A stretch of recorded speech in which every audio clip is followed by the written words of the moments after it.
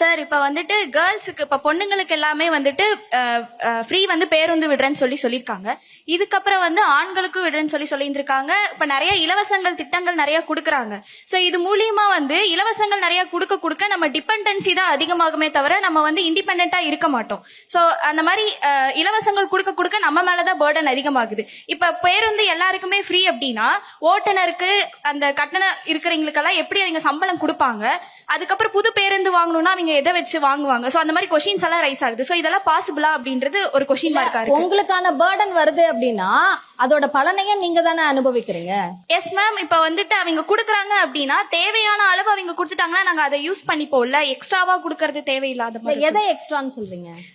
இப்ப வந்து நாங்க பேருந்து வந்து போறோம் அப்படின்னா நாங்க கட்டணம் கொடுக்குறோம். சோ அது 7 ரூபாய் 8 ரூபாய் அந்த அளவுல தான் இருக்கு. சோ அதிகமா அவங்க வந்து எல்லாத்துக்குமே ஃப்ரீ கொடுக்கும்போது அது ஒரு பெரிய பேக்கப்பா வந்து நிக்குது.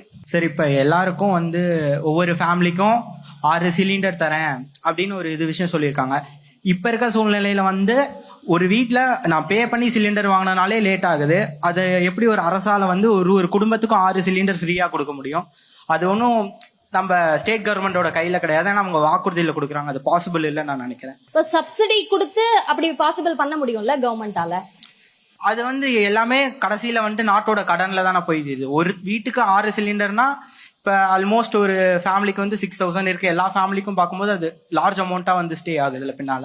ஒருத்தங்க ஒரு ஃபேமிலி வந்து ஒரு 2 மந்த்ஸ்க்கு ஒருக்கா வாங்கினாங்க, ஒரு 1000 ருபீஸ் பே பண்ணி அவங்களால வாங்க முடியும். இப்போ ஒரு எஜுகேஷன்ல வந்து சம்திங் பண்றாங்களோ, நமக்கு முடியாததுல ஹெல்ப் பண்ணா பரவாயில்ல அப்படின்னு நான் நினைக்கிறேன். வேற யாருக்கு ஏதாவது ஒப்பீனியன் இருக்கா? சார் எல்லாத்தையும் இலவசமா பண்ணிட முடியாதுங்க சார். ரைட்.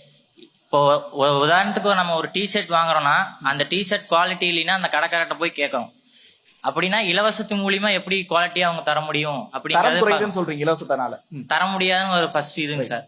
ரெண்டாவது வந்துட்டு ஒரு இலவசம் மூலியமா பண்ணிட்டு இருக்கும்போது நாட்டோட வந்துட்டு ஒரு கடன் வந்து இன்க்ரீஸ் ஆகும் சார். லார்ஜ் அமௌண்ட்டா வந்துட்டு நமக்கு வந்து சேரும்.